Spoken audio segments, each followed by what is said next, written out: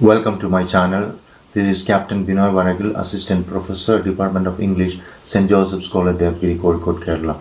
We are in the eighth lecture of the lecture series on the Poetics of Aristotle, and in this lecture we are discussing the last chapter, the 26th chapter of Poetics. The 26th chapter of Poetics is entitled The Epic and Tragedy Compared, and as the title goes, we understand that this chapter is about the epic as well as the tragedy, and Aristotle is just telling us the differences between the two forms, epic and tragedy, and he tells us which of these forms is higher or good according to him. So we have in on the slide we see that this lecture is on chapter 25 and 26,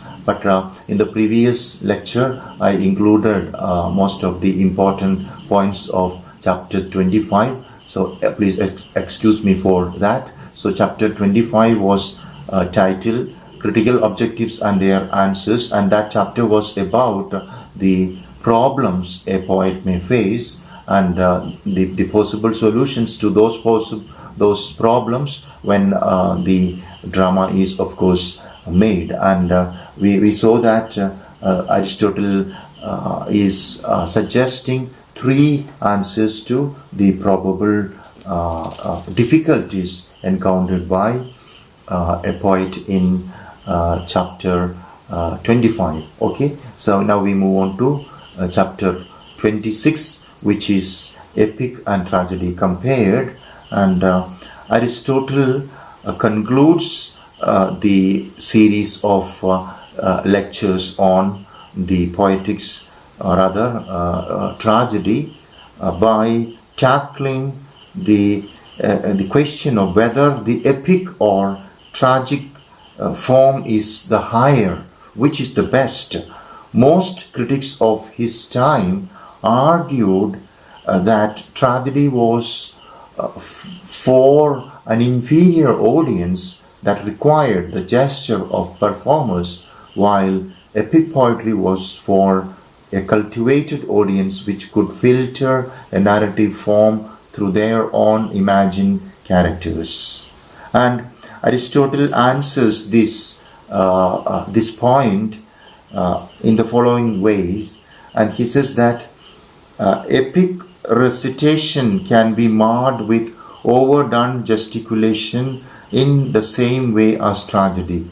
So this is the first point. Epic recitation can mar, of course, can be marred with. There can be more gesticulation, gestures, etc. in the recitation of epic. There is no guarantee that epic form is not one motivated by the oral gestures of the ones who recite it for audience. And tragedy, according to Aristotle, like poetry, produces its effect without action. Its power is in the mere reading. Enacting it on stage should give the exact same effect as reading a good epic loud. And Aristotle is just supporting tragedy. According to Aristotle, tragedy is better. So and he tells that the tragedy is in fact superior because it has all the epic elements as well as spectacle and music to provide an indulgent pleasure for the audience. Moreover, the tragedy maintains a vividness of impression in reading as well as staging.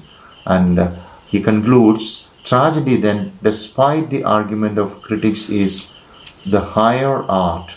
And with this quite controversial conclusion, Aristotle ends his work, the Poetics. So it is simple and very easily substantiated that to Aristotle, tragedy is better than or higher than the epic. Okay, and although critics in his time wanted epic poetry, Aristotle takes the opposite view, noting that tragedy has all the same good qualities of an epic in its reading, but also has the added dimension of being able to translate on stage into a drama of spectacle and music capable of being digested in one sitting.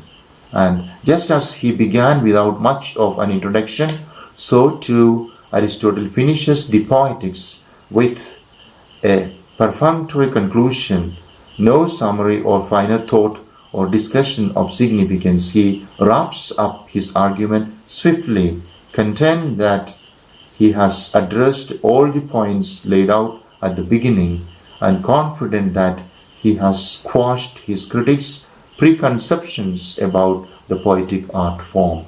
So, with this, we come to the end of this series of lectures on the Poetics. That is, of course, chapter-wise analysis, and we will be having 2 more lectures, and in those 2 lectures, we'll be looking at the most important themes or probable questions or certain terms that we come across, Greek terms and terminologies we come across in the Poetics. And with this, we'll conclude today's lecture. Thanks a lot for listening. May God bless you.